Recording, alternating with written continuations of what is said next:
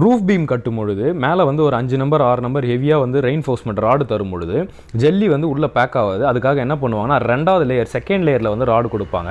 அந்த second layer rod கட்டும்போது இந்த மாதிரி துண்டு துண்டாக கம்பி வைப்பாங்க. அது பேர் ஸ்பேசர். அது இல்லாமலும் கட்டலாம். அதோட பர்பஸ் என்னன்னு பார்த்தீங்கன்னா 2 கம்பிக்கும் நடுவில் ஜெல்லி பேக் ஆகணுன்றதுக்காக தான் வந்து அந்த ராடை வச்சு கட்டுறாங்க. அது இல்லாமலும் கட்டலாம், பட் ஸ்டிஃபாக கட்டணும். அந்த ராடை வந்து ஸ்ட்ராங்காக கட்டணும், அசையாமல் கட்டணும். இப்போ இந்த குச்சை அமுக்கும் பொழுது லெஃப்ட் அண்ட் ரைட்டில் லிஃப்ட் ஆகுது, கீழே பெண்ட் ஆகுது இல்லையா? இதுதான் பெண்டிங் மூமெண்ட் சொல்கிறோம்.